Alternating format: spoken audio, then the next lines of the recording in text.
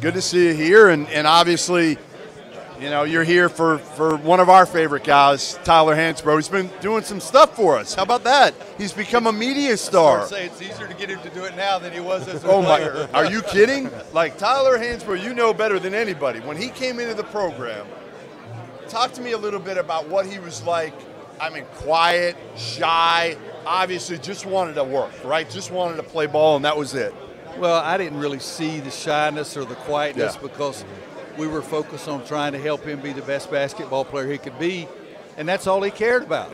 It wasn't about any other frills or anything. He just wanted to try to be the best player he could be, and you know what he accomplished all 4 years he's there is just off the charts. But now he's my golfing partner, and we took care of Wes Miller and Bobby Frazier a couple of weeks ago. Oh, you did? Oh, all right, wow. that's good to have that when we see Wes and Bobby, because that's well, listen, we know the two things you like more than anything other than coaching were playing golf and hitting the casino, right? Well, those were two up there. They're up there. They're up there. It's basketball. It's family. Yes, okay. Basketball, and I do like to tee it up. And over the last 20 years, I've learned how to shoot crap. So, yeah, I like that, too. I know you have. Listen, I always heard these stories from other coaches. They'd always tell me, Roy would come into town, and maybe it'd be it might be a neutral site game, or you go somewhere, and you'd hit up Mark Few like the night before. Can we meet? Can we meet somewhere? Right? That was only one time, but it did get a lot of his 2009. We're in the regional together at Memphis. We're going to play each other in the round of 16, I guess. And I called Fewy because he likes to shoot craps, and I do too. And we had played poker together at the Nike coaches tournaments or coaches trips. And so I said, when do you get in? He said, Wednesday night. And I said, we do too. And the game is on Friday. And I said, what time do you get your guys to go to bed? He said, about 12. And I said, I do too. And he said, what do you got on your mind? And I said, Tunica's only 23 minutes down the road. And so the best part of the story is that he loaded 7 guys into his car. I loaded 6 into my car. Really? We take 13 of us and go down to Tunica. We gamble for a couple hours. We help out the, I guess that's Tunica, Mississippi. We help out their tax routes because we gave them a lot of money. And then we leave, and I'm going up the road, and I got out about 5 minutes in front of him, and all of a sudden I get stopped by the highway patrol. No, you didn't. And so I said, gee, Christmas. And so the guy comes up, and he sort of was really hesitant about coming.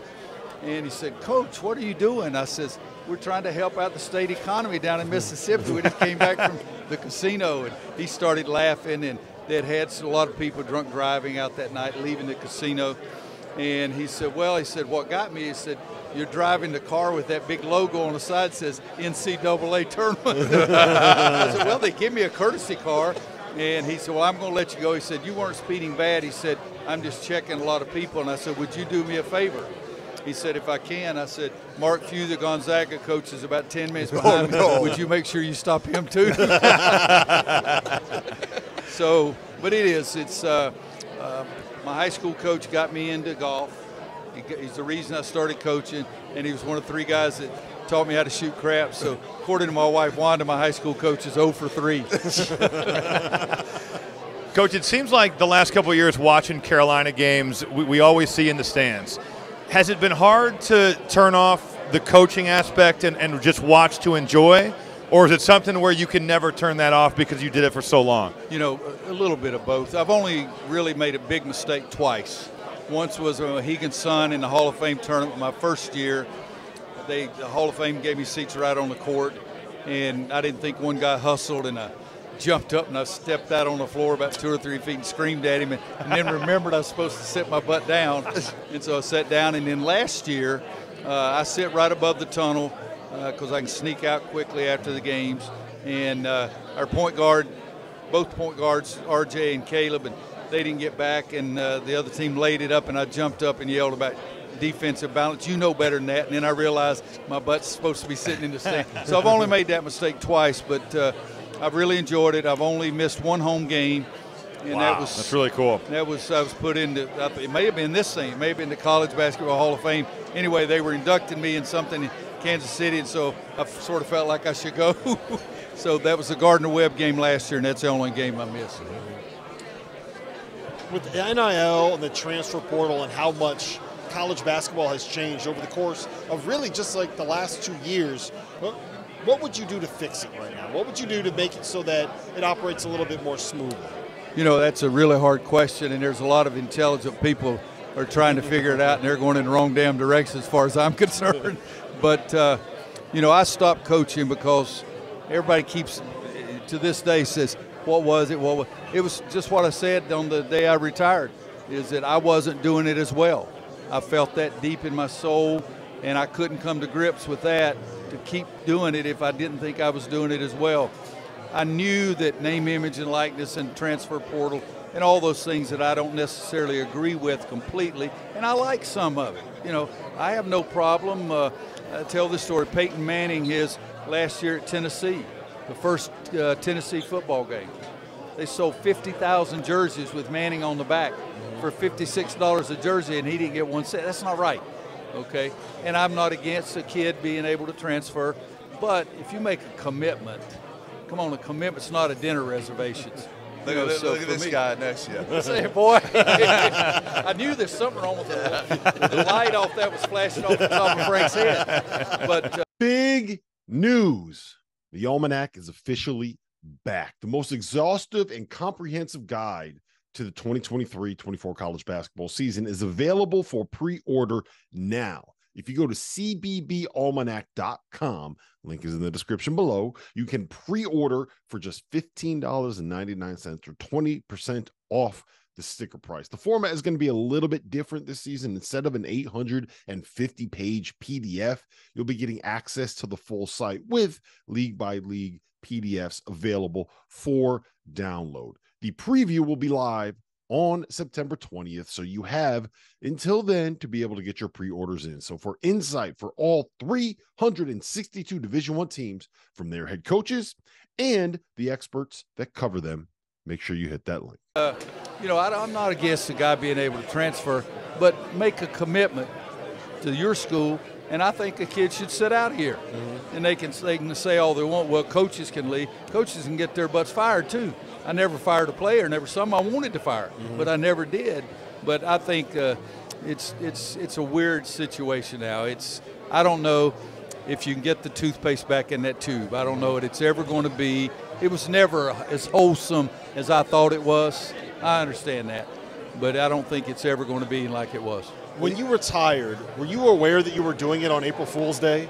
Like, we got that announcement, and everybody was like, no, this is just a joke. North Carolina's just messing with us. You know, truthfully, I'd gone and played golf at Augusta for 2 days. At Augusta? At Augusta. Ooh, all right. Those were the 2 days before I retired. I talked to the athletic director and Steve, and everybody said, let's do it on Thursday. I didn't know it was April 1st until we got back. And Wanda that night, she said, you know, tomorrow's April Fool's Day. And I said, ooh. That might be fun. So you did. You had a little bit of an idea here. You'd play with us. That'd be an idea if I'd thought of it the year before. That would have. But I was convinced that I was going to retire then. But it would have been fun the year before, a couple of years before. Coach, this may be an impossible question for you to answer because it's like asking a dad who his favorite kid was. But on the 09 team, if we're saying that Tyler was your best player, who's your second best player on that team? Well, Ty Lawson set the stage for the way we wanted to play because he pushed the ball so fast. He pressured the point guards out front. He still holds the NCAA record for 8 steals in the national championship game against a very good team. Yeah. So Tyler was the best player, the most recognized. Everybody worried about Tyler, but Ty Lawson made us play the way I wanted us to play. And then we had some guys, you know, just like Danny Green that could make shots from the outside that gave Tyler more. Deion Thompson, Wayne Ellington, who could make shots from the outside. So it gave Tyler. It was a very, very nice moment for me. Well, the fact that you didn't mention Brendan Wright or Ed Davis or Tyler, I mean, the team was Brandon Wright was already gone. Oh, he had left. Yeah, he was on that team. We had Ed Davis coming off the bench. Gotcha. So it was Ed Davis. Yeah, Brandon had left. Brandon left his freshman year. Freshman. That's right. Roy, we see you out at all these games. How involved are you? You know, like I remember when Jim Calhoun stepped down. He was at practice a ton the first year with Kevin Ollie. You know, obviously it's your guy, Hubert, who took over. How involved are you in being around practice, talking to maybe the players? Obviously you coach like I love Armando Bacot. I'm like Yeah. the biggest Mondo fan there is because he's honest. Like he's so transparent and honest. But how involved are you in the program now? Well, Hubert knows where I am, Yeah. and that's the way I leave it. You know, I go watch practice. I go to every game. I go to one road trip, Portland last year. I'm going to the Bahamas this year. You know, I go to good places. But I want to be a fan, and I want him to know that I'm there if he wants to ask any questions or get another opinion. You know, in the national championship game, I looked out there, and Brady Manick was the only guy that I didn't recruit. And so I'm still involved, and we've got RJ, and we still got Armando, as you say. There's guys there that I recruited, but it's my school too. And but I try to stay out of the way, but he knows I'm there if he needs something. Have there been aspects of coaching that you've missed from a day-to-day basis? Oh, guys, I miss it every freaking day. Do you? Yeah. Oh, there's no question. I wanted to coach, win a big game, and walk out of the press. No, before I got to the press conference, fall over and die right there, so I didn't have to do the last press conference kind of thing. But no, I miss it every day. But I made the right decision for me, and I've been able to do more things with my children and grandchildren that I was ever able to do, and that's been a lot of fun. Do you still dance after big North Carolina wins? No, that's for Hubert to do. That's it. For me, it was just a way to have fun in the locker room. And in the old days, I used to do the same thing, just not as many freaking cameras around. My last question for you is about this year's Carolina team. And obviously, it's kind of been a tale of 2 years, the last two. How frustrating was it to watch last year? Because, again, I think they kind of reverted back a little bit to not playing with some of that passion and enthusiasm that we had seen, especially the last month, 2 years ago. You know, it was frustrating, but not nearly as frustrating as it was for Hubert and the coaching staff and the kids. And the kids wanted to do better. It just didn't happen. It wasn't one person. It wasn't one coach. It was our team just didn't play as well. That's the bottom line. And, you know, it's not in the Constitution. You've heard this before. It's not in the Constitution of the United States that North Carolina shall win. It's not one of the 10 commandments. Other teams have some say in that too. But it was very frustrating. It was very sad. But we got this year, and I'm looking forward to it. I really am. I think we got a great chance.